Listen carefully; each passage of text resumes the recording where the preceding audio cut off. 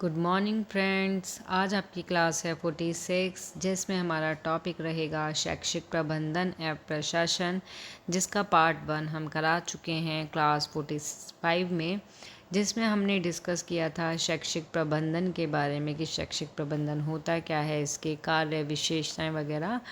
लेकिन इसमें जो इसके कार्य थे वो इम्पोर्टेंट थे जो हमने करा दिए हैं। आज की क्लास में हम बात करेंगे प्रशासन के बारे में कि शैक्षिक प्रशासन होता क्या है, इसकी आवश्यकताएं, इसके क्षेत्र, इसकी विशेषताएं और इसके उद्देश्य। ठीक है, ये आपका टॉपिक है। ये शिक्षण कौशल जो है, टीचिंग स्किल जो है, इसके अंतर्गत आपका आता है। ये आपकी लास्ट क्लास रहेगी शिक्षण कौशल की, टीचिंग स्किल की। यहाँ आपका शैक्षिक प्रबंधन है प्रशासन, ये लास्ट टॉपिक है। यहाँ आपका जो सुपर टेट का जो शिक्षण कौशल सब्जेक्ट है, विषय जो है, इसके हमने सारे टॉपिक करा दिए हैं। टॉपिक वाइज हमने कराया था शिक्षण कौशल।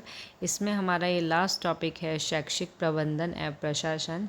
ये क्लास आपके लिए बिल्कुल फ्री है, नोट्स भी बिल्कुल फ्री हैं इसके में।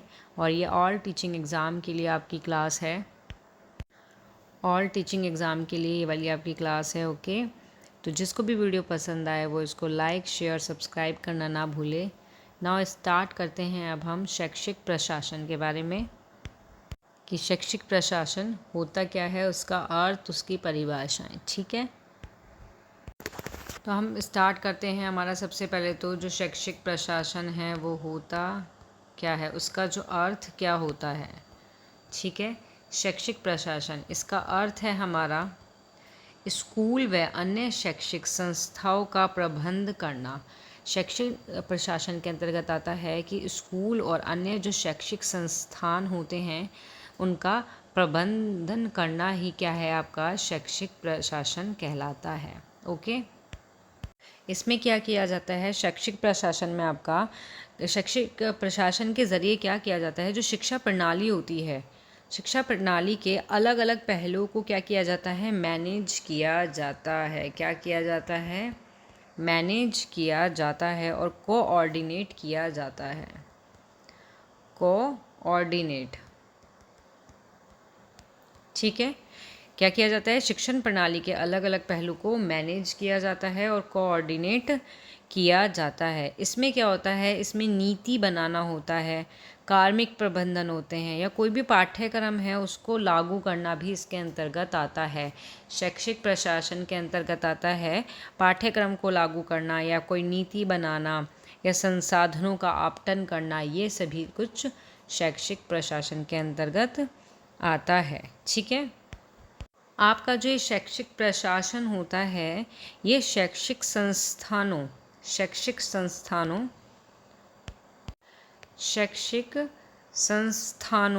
के भविष्य को आकार देने में, इसको क्या है, शैक्षिक संस्थानों को आकार देने में महत्वपूर्ण भूमिका निभाता है। कौन, शैक्षिक प्रशासन। ओके, तो अब हम इसकी परिभाषा पढ़ेंगे कि शैक्षिक परिभाषण की परिभाषा क्या होती है। तो इसमें हमारी फर्स्ट परिभाषा आती है, जो हमारी परिभाषा है 20 के अनुसार। ठीक है, 20 के अनुसार, 20 क्या बोलते हैं, शैक्षिक प्रशासन वह प्रक्रिया है जिसके द्वारा शिक्षा के लक्ष्य को आसानी से प्राप्त किया जा सकता है। 20 बोलते हैं कि शैक्षिक प्रशासन ही एक ऐसा प्रोसेस होता है, ऐसी प्रक्रिया होती है जिसके माध्यम से या जिसके द्वारा हम शिक्षा के लक्ष्य, जो भी शिक्षा का लक्ष्य होता है, को आसानी से क्या कर सकते हैं, प्राप्त कर सकते हैं। क्लियर। नेक्स्ट है आपकी रॉस के अनुसार। सेकेंड आती है आपकी रॉस के अनुसार। रॉस क्या कहते हैं, छात्र के विकास को अपने लक्ष्य की ओर अग्रसर करना। जो छात्र है उसको, उसके विकास को अपने लक्ष्य की ओर अग्रसर करना, व अध्यापक की सहायता से समूह के उद्देश्य की प्राप्ति हेतु, कि अध्यापक की सहायता से जो समूह के उद्देश्य होते हैं उनकी प्राप्ति करने हेतु उन साधनों की ओर प्रेरित करता है। ठीक है, ये कौन बोलते हैं, रॉस बोलते हैं। ये किसके बारे में, शैक्षिक प्रशासन के बारे में। ठीक, अब इसके आते हैं क्षेत्र, कि शैक्षिक प्रशासन के कौन कौन से क्षेत्र होते हैं। शैक्षिक प्रशासन के क्षेत्र जिसमें हमारा फर्स्ट पॉइंट आता है मानवीय संबंधों की स्थापना।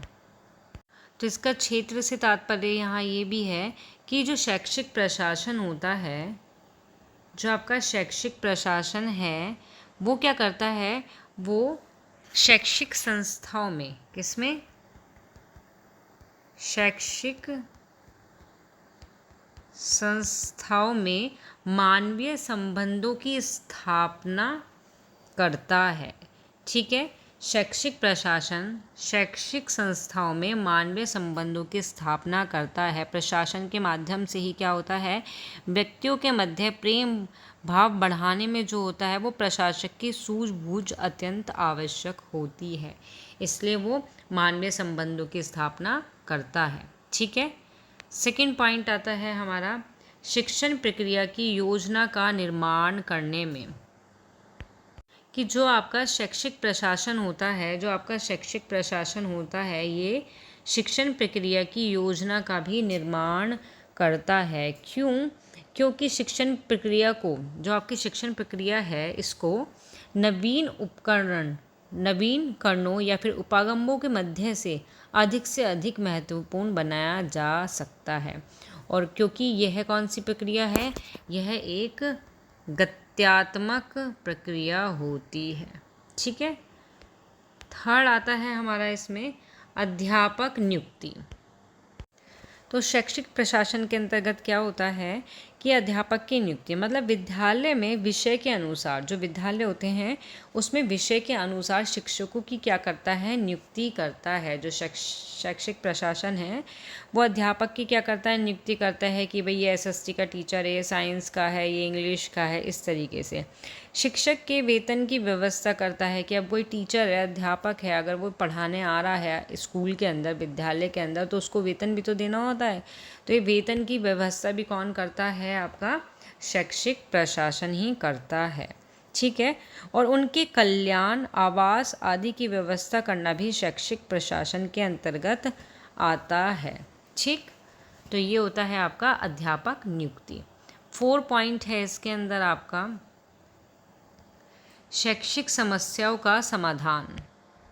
तो इसमें यही है कि शैक्षिक प्रशासन जो है वो क्या करता है, विभिन्न समस्याएं जो होती हैं उनका क्या करता है, विभिन्न समस्याओं का समाधान करता है। फॉर एग्ज़ाम्पल, जैसे कोई कर्मचारी है, उसकी कार्य करने के प्रति उदासीनता है, ठीक है, कि वो उदासीनता क्यों है, तो उसका क्या करता है, समाधान करता है। या वो किसी कार्य में रुचि नहीं ले रहा है, तो क्यों नहीं ले रहा है, तो उसका भी प्रॉब्लम सॉल्व करता है कौन, शैक्षिक प्रशासन। नेक्स्ट है आपका 5 भौतिक तत्वों का संगठन। तो भौतिक तत्वों का संगठन से तात्पर्य है कि शैक्षिक प्रशासन के अंतर्गत क्या चीज़ें आती हैं इनके अंतर्गत, कि जो विद्यालय के संचालन के लिए, कि विद्यालय अगर हमें चलाना है, उसका संचालन करना है, तो उसके लिए किस चीज़ की व्यवस्था करता है, धन की व्यवस्था वो करता है। ठीक है, कौन करता है, शैक्षिक प्रशासन। और खेल के मैदान का निर्माण आदि करने में, इन सभी के लिए क्या ज़रूरत होती है, धन की व्यवस्था की ज़रूरत होती है, तो वो धन की व्यवस्था करता है भौतिक तत्वों के संगठन के लिए। ठीक है, और जो शैक्षिक प्रशासन है आपका, उनको धन प्राप्त करने के स्रोत का ज्ञान होना चाहिए। ठीक, नेक्स्ट आता है आपका 6 शिक्षण पद्धति संबंध में जानकारी प्राप्त करना। शिक्षण पद्धति संबंध में जानकारी प्राप्त करना, इसमें आपका आता है कि शिक्षण प्रशासन के माध्यम से ही अध्यापक को अधिकतम प्रभावशाली बनाने के लिए, जो अध्यापक है उसको बहुत ज़्यादा प्रभावशाली बनाने के लिए उन्हें नवीन नए तरीके के उपयोगी विषय वस्तु या विषय पद्धति के संबंध में जानकारी प्रदान की जानी चाहिए। तो शिक्षण पद्धति के संबंध में जानकारी प्रदान से तात्पर्य यही है कि जो अध्यापक होते हैं उसको अधिक प्रभावशाली बनाने के लिए, किसको,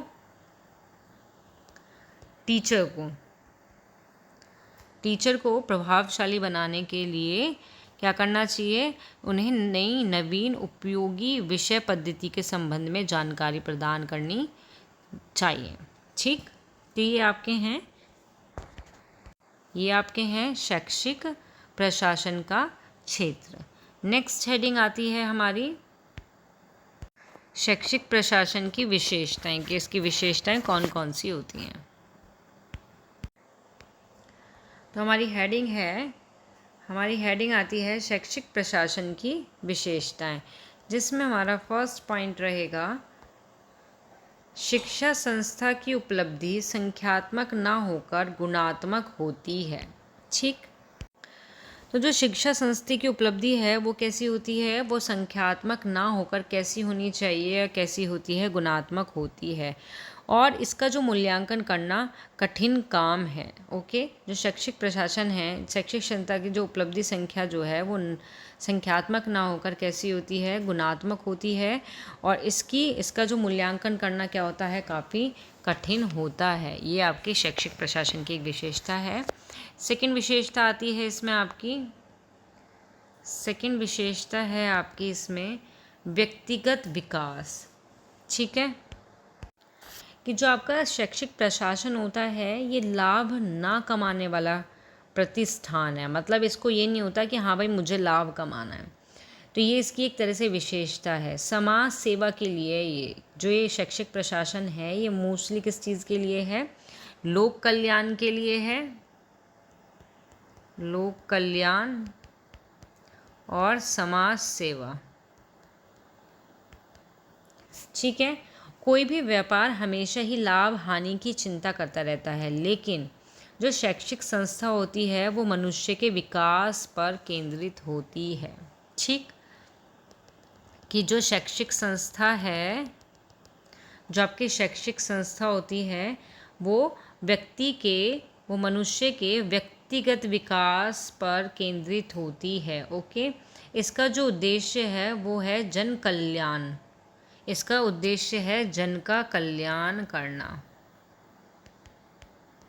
ओके, नेक्स्ट आता है आपका थर्ड, शिक्षा के क्षेत्र में। तो शिक्षा के क्षेत्र में जो व्यक्ति प्रशासनिक स्तर पर हैं, ठीक है, वह उन लोगों पर प्रशासन करता है जो योग्यताओं में या तो सक्षम होते हैं या अधिक योग्य होते हैं। ऐसी स्थिति में उन पर प्रशासन करना थोड़ा कठिन होता है। ठीक है, नेक्स्ट फोर्थ आता है आपका लोगों की भलाई। इसमें क्या है आपका कि शिक्षा प्रशासन का जो उद्देश्य होता है वो लोगों की भलाई करना होता है। क्या होता है, लोगों की भलाई करना। इस दिशा में इसकी सफलता अधिकांश लोगों के सहयोग पर निर्भर करती है। ठीक है, जो इसकी सफलता है वो शिक्षा प्रशासन की जो सफलता होती है वो किस पर निर्भर करती है, वो लोगों के सहयोग पर, लोगों के सहयोग पर क्या करती है, निर्भर करती है। इसके लिए ये भी ज़रूरी होता है भाई कि जो छात्र है और जो उनके अभिभावक होते हैं और जो शिक्षक होते हैं उनके बीच जो है मेल जोल के दरवाजे हमेशा खुले रखे जाएं। उनके मिलने जुलने में क्या होनी चाहिए, सुगमता होनी चाहिए, क्योंकि जो शिक्षा होती है वो जन कल्याण की संस्था है। तो इसमें यही है कि शिक्षा प्रशासन की सफलता तभी हो सकती है जब लोगों का सहयोग हो। और लोगों का सहयोग कब होगा, जब स्टूडेंट आपके, पेरेंट्स आपके मतलब अभिभावक और आपके टीचर, उनका मेल जोल जो है ना वो सुगमता से चलता रहे, उनका मिलना जुलना आपस में होता रहे, सबका सहयोग रहे। ठीक है, 5 आता है आपका मानवीय जीवन, समाज परिवर्तन और राष्ट्र विकास में इसकी विशेषता है। कैसे, तो आपका जो शिक्षा प्रशासन का जो संबंध होता है वो किससे होता है, वो मानवीय जीवन से होता है। ठीक है, वो समाज के परिवर्तन से होता है, वो राष्ट्र के विकास से होता है, इन सभी से होता है। और इसी कारण क्या हुआ था कि कोठारी शिक्षा आयोग का यह कथन ध्यान देने योग्य है कि भारतवर्ष के भाग्य का निर्माण उसकी कक्षा में होता है। कि जो भारतवर्ष है उसका जो भाग्य का जो निर्माण हो रहा है वो कहाँ होता है, वो क्लास के अंदर ही होता है। आपका कहाँ होता है, वो क्लास के अंदर ही, कक्षा में ही होता है। आज का जो युग है वो कैसा युग है बताओ ज़रा। आज का युग वैज्ञानिक युग है, तो इसमें शिक्षा तो आज का युग वैज्ञानिक युग है जिसमें शिक्षा क्या करती है, लोगों की सुरक्षा करती है, उसकी भलाई करती है, या खुशहाली जो है उसको निश्चित करती है। ठीक है। और हमारी जो राष्ट्र की उन्नति होती है वो हमारी संस्था से निकलने वाले विशेष योग्य व्यक्ति की संख्या और उनके स्तर पर निर्भर करती है। ठीक है। कि जो हमारा राष्ट्र है वो उन्नति की ओर जा रहा है, तो वो किस चीज़ पर निर्भर करती है, वो हमारी संस्थाओं से निकले हुए, जो हमारी संस्थाएं हैं उनसे निकले हुए जो योग्य पढ़े लिखे जो व्यक्ति होते हैं उनकी संख्या, उनका जो स्तर होता है उस पर निर्भर करती है। और उस उन्नति का प्रमुख लक्ष्य लोगों के जीवन स्तर को ऊंचा उठाना होता है। ठीक है। तो मानवीय जीवन, समाज परिवर्तन और राष्ट्र विकास से यहाँ यही तात्पर्य है कि शिक्षा का जो प्रशासन होता है उसका संबंध इन तीनों चीज़ों से होता है। ओके। तो ये थे आपके शैक्षिक प्रशासन की विशेषताएं। नेक्स्ट हेडिंग हमारी आती है शैक्षिक प्रशासन की आवश्यकताएं, जिसमें हमारा फर्स्ट पॉइंट रहेगा चरित्र निर्माण में सहायक। कि जो शैक्षिक प्रशासन है वो बालक के चरित्र निर्माण में भी बहुत ज़्यादा सहायक होता है। ठीक है। बालक के किसमें, शैक्षिक प्रशासन बालक के चरित्र निर्माण में भी सहायक होता है। देश के विकास के लिए क्या आवश्यक होता है बताओ सभी स्टूडेंट। देश के विकास के लिए आवश्यक होता है देशवासियों का चरित्र अच्छा बनाया जाए, कि उनका अगर करेक्टर अच्छा होगा तो उससे क्या है, हमारे देश का भी निर्माण होगा, तो यही विकास होगा उसका। तो देश के विकास के लिए हमें देशवासी, जो उसके अंदर वासी हैं, जो व्यक्ति हैं, जो उसके अंदर लोग हैं, उनका हमें चरित्र अच्छा बनाया जाए। ठीक है। शिक्षा जो संस्था होती हैं उनका दायित्व एक ये भी होता है कि बालक के चरित्र का निर्माण करें, और जो आने वाली पीढ़ी है, भावी पीढ़ी, राष्ट्र के विकास में सहायक होगी। जो आगे आने वाली पीढ़ी है वो हमारी किस चीज़ के विकास में सहायक हो, वो हमारी राष्ट्र के विकास में सहायक हो। ठीक है। और इस प्रकार जो वातावरण बनाया जाता है जिससे बालक के चरित्र का निर्माण हो सके, तो इस तरीके का वातावरण बनाया जाता है जिससे बालक के चरित्र का निर्माण हो सके। ठीक है। तो जो शिक्षण संस्थाओं में क्या होता है, वातावरण तैयार करने में शैक्षिक प्रशासन भूमिका निभाते हैं। तो इसमें आपका यही है कि चरित्र निर्माण में क्या होता है कि जो शैक्षिक प्रशासन होता है वो एक ऐसा वातावरण तैयार करते हैं जिससे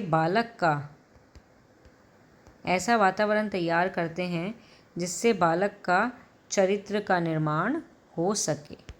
ओके। सेकंड पॉइंट आता है अब हमारा इसमें मानवीय गुणों का विकास। तो इसमें क्या है कि जो शिक्षा का जो मुख्य बिंदु होता है, जो हम केंद्र बोलते हैं कि भाई शिक्षक का केंद्र कौन होना चाहिए, मुख्य बिंदु कौन होता है, स्टूडेंट होता है। कौन होता है, स्टूडेंट होता है। लेकिन छात्र के अलावा भी शिक्षा से संबंधित जो और युवक हैं, हम बोल सकते हैं अन्य युवक, जो अन्य युवक होते हैं या अन्य प्रौढ़ होते हैं, उनके व्यक्तित्व को विकसित करने के लिए भी शैक्षिक प्रशासन क्या करता है, महत्वपूर्ण भूमिका निभाता है। तो मानवीय गुणों का विकास से संबंध यहाँ यही है कि छात्र का तो हम गुण विकास कर ही रहे हैं, लेकिन उसके अलावा भी हमें अन्य जो युवक होते हैं, प्रौढ़ होते हैं, उनके व्यक्तित्व को विकसित करने के लिए भी इसका महत्वपूर्ण आवश्यकता पड़ती है या आवश्यक होता है शैक्षिक प्रशासन। नेक्स्ट हमारा थर्ड है शैक्षिक तत्वों में संतुलन। तो हमारे शैक्षिक तत्व के संतुलन में सबसे पहले तो शिक्षा में मुख्य हमारे 2 तत्व होते हैं। कौन से होते हैं? एक तो होता है मानवीय और दूसरा होता है हमारा भौतिक। ठीक है। अब मानवीय तत्व के अंतर्गत क्या आता है? इसमें आते हैं हमारे स्टूडेंट,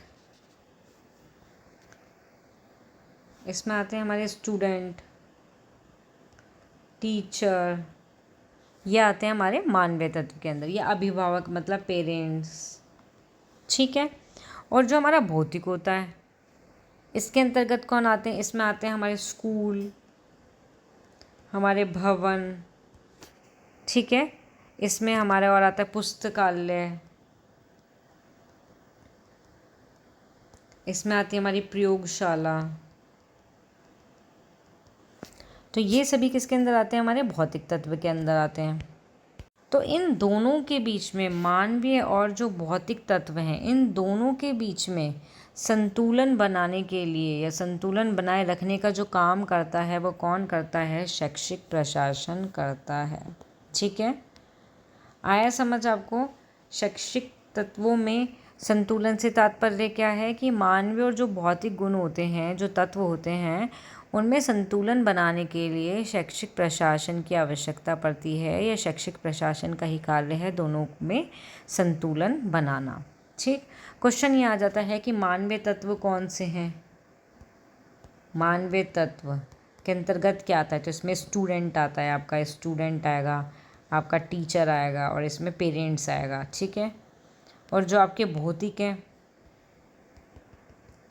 भौतिक तत्व कौन से हैं? तो ये आपका आ गया इसके अंदर स्कूल हो गया, इसमें आपका भवन हो गया, प्रयोगशाला हो गया, पुस्तकालय हो गया, ये सभी हो गए।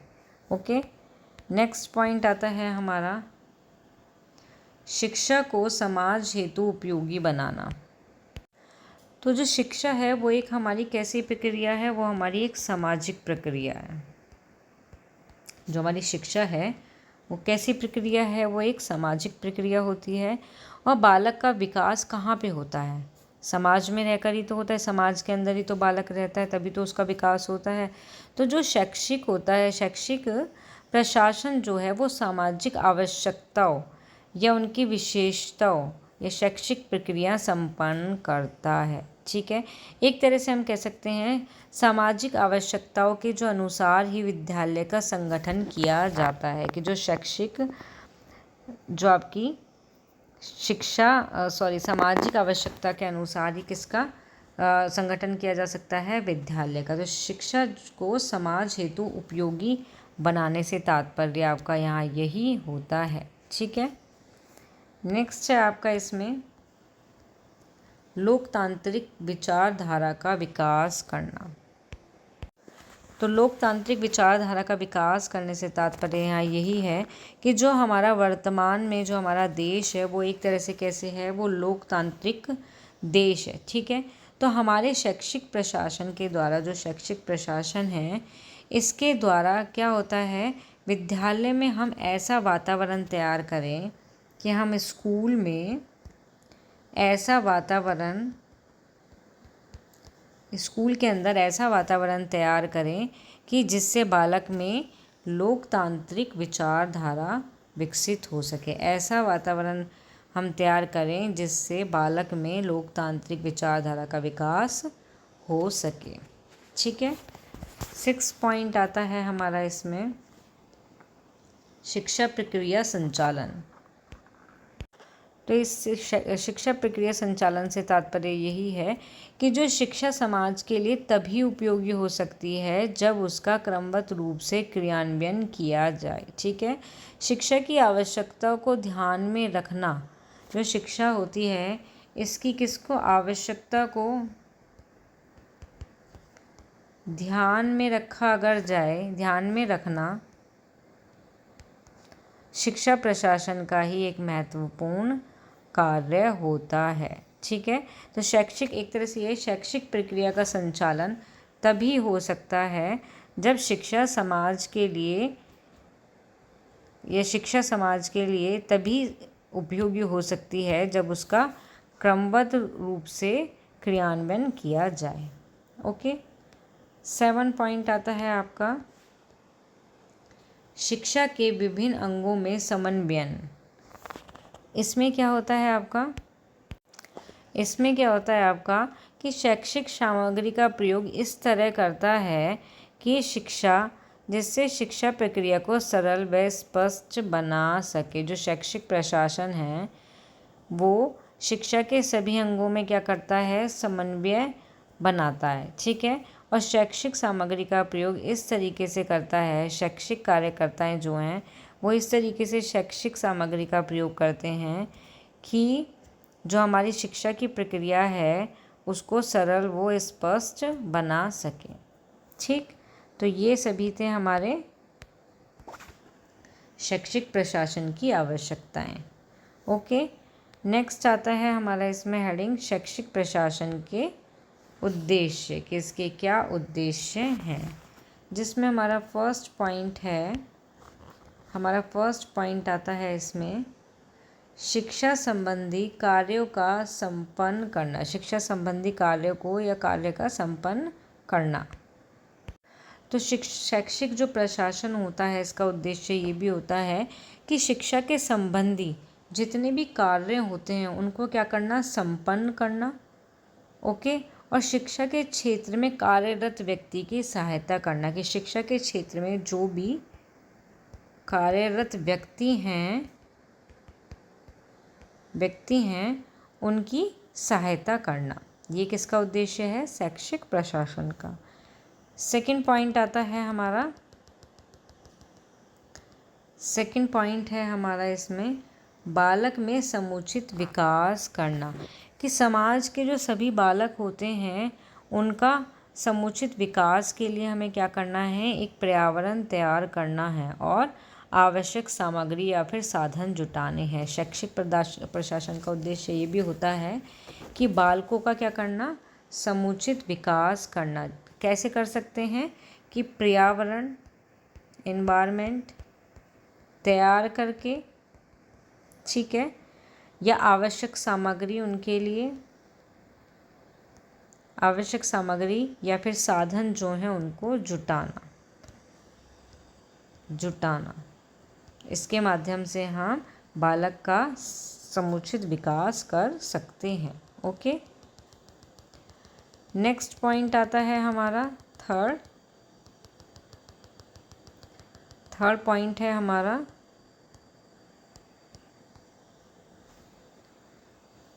थर्ड पॉइंट आता है शिक्षा संबंधी नीति व परियोजना बनाना। शैक्षिक प्रशासन का उद्देश्य ये भी है कि शिक्षा के संबंधी नीति या परियोजना को बनाओ और उनका क्रियान्वयन करो। ओके, 5 आता है हमारा इसमें 5 आता है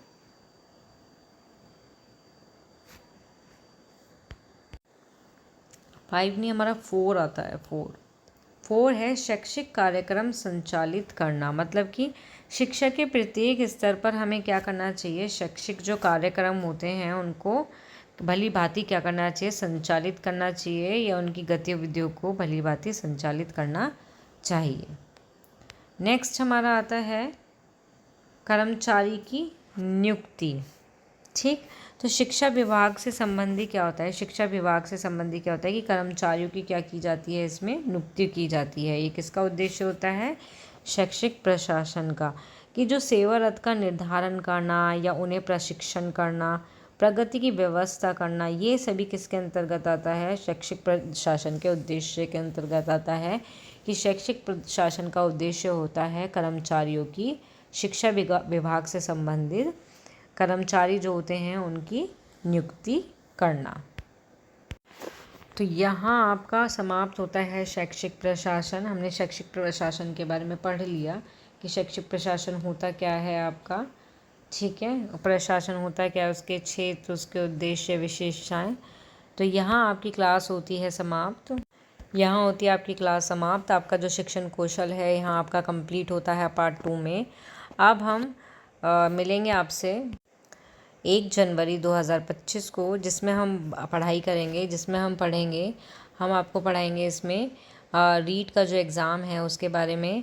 उसमें जो हमारा विषय है बाल विकास शिक्षा शास्त्र, उससे रिलेटेड जितने भी टॉपिक होंगे उन सभी को हम कंप्लीट करेंगे। आपका जो रीट का एग्ज़ाम है वो 27 आपका फरवरी में है, तो हम कंप्लीट उसको टॉपिक को जनवरी के अंदर ही कर देंगे। तो आप सबसे यही है कि चैनल पर बने रहें और जिसको भी वीडियो पसंद आई हो वो इसको लाइक शेयर सब्सक्राइब करें, ताकि आप रीट के एग्ज़ाम की तैयारी भी अच्छे तरीके से कर सको। कल आपका न्यू ईयर है, अब नया साल आ जाएगा आपका। एडवांस में आपको सभी को उसकी न्यू ईयर की शुभकामनाएं। नया साल आपका अच्छे से जाए, आप रीट का एग्ज़ाम क्लियर करो और आप एक भावी शिक्षक बनो। ठीक, थैंक यू। जिसको भी वीडियो पसंद आए वो इसको लाइक शेयर सब्सक्राइब करना ना भूले।